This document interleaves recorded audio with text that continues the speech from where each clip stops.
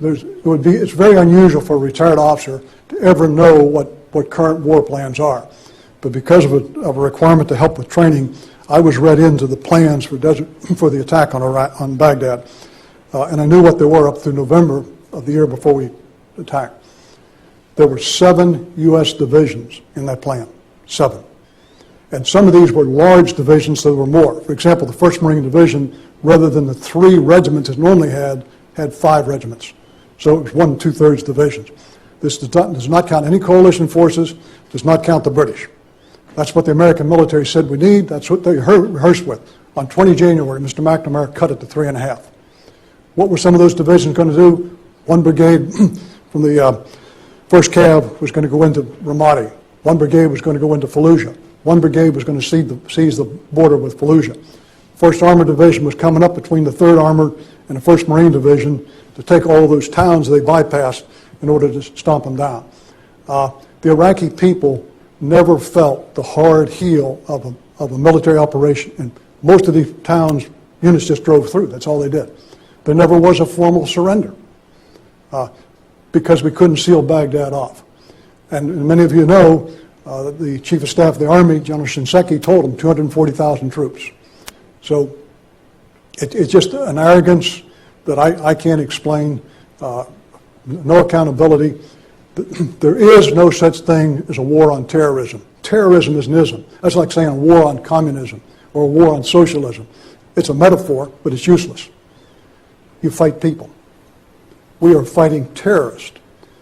And terrorism is just a method. Guerrilla warfare is just a method. What we have is a global insurgency. It's an Islamist insurgency. And until we say that, it's a global insurgency of Islamists, and that's what we have to do. And we need a strategy for that global war or that global insurgency. There is no strategy. If you think of World War II, how you had strategies, you had campaigns in the European and Pacific theater, there were no campaigns. There was an operation plan for taking down Baghdad. No campaign plan for how you would capture the country. So from a military standpoint, if we're going to be successful in Iraq, it'll be on the backs of our soldiers and Marines and Iraqi people. I personally don't think it'll come out of the Pentagon. And to me, it's frightening. Sir? You comment about Mr. McNamara and Rumsfeld. Do you feel that it was their failure to extract the knowledge that they have? Oh, yeah, absolutely. The State Department did a wonderful years-long effort on Iraq and what needed to be done. All of those, even the materials, the physical materials, the volumes of materials were not allowed to be sent over to the Pentagon. All of those who'd worked on this particular thing from the State Department, when they first tried to go in, I've got the general, I forgot his first name, the one that went in before Bremer. When he tried to bring these people on his team, he was told, no, they don't come over here. Didn't meet the neoconservatives' idea of what came out of that State Department. They're suspect. Unbelievable. So we knew as a nation what we needed to do. We just didn't do it. If you look at General Zenny, who was the preceding commander, he's a personal friend of mine, and you see the war games he ran, in his testimony in front of Congress, it's on the mark. He and I fished together. He said to me in the fall before the war, he said, hey, Rip, there are no weapons of mass destruction programs. And even I was skeptical of what he told me, about what you're seeing on the media. And he said, there may be an isolated weapons or two, but believe me, I've seen the intelligence. There's no programs. Last summer, before the Shia kicked up, he said, everybody's concerned about the Sunnis. He said, the Shia is the real problem. Now there was a military officer, understood the problem, was testified in front of Congress, was called most despicable names by those in the Pentagon, including letters and stuff stuck in his mailbox about what a traitor he is. Fine American. I mean, I don't understand it. I've never seen our country in this kind of a position with the leadership. It's frightening. Sir? I think to a certain extent, listening to you speak and listening to the concepts that you present and the environment that we find ourselves in, almost strikes me that we have now shifted to a new paradigm in terms of warfare as we knew it to where it is going, in the sense that this chaos theory that you're talking about is largely seen in the presence of this global insurgency that we have never seen before. And yet we still have military commanders who are largely dominated by systems and in-the-box thinking, so to speak, and with a heavy overlay of Yep. politicalization of the whole process.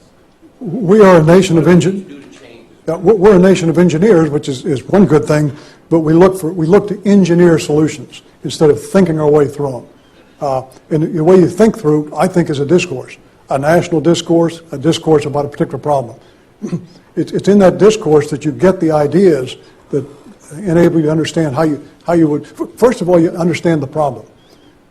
Much of decision-making now is we're actually into the process before we ever understand the problem. So the first thing is, what is the space of this problem? How do I bound it? How do I understand the problem? What is the logic of the problem? So if it's insurgency, what is the logic of the insurgency?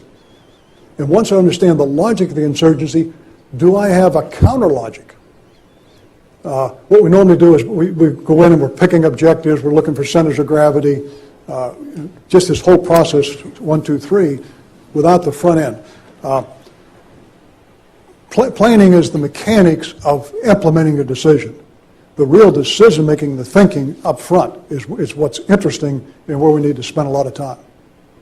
So in essence, you say we lack purpose or an explanation. Right. Lack an explanation, simply assign task, and never explain what the purpose is. Now, these things I'm telling you about are in a number of the manuals that have come out since the 90s.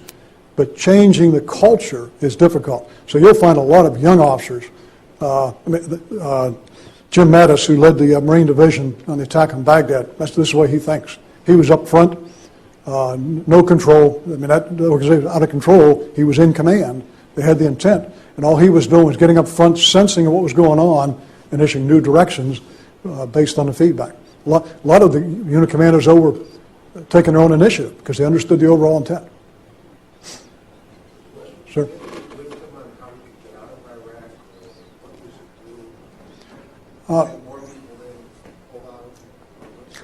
All of the answers which a year ago, 2 years ago, I think would have worked are no longer viable. If there is a global war, I think it's, as I say, an insurgency, not terrorism, why doesn't it feel like a war?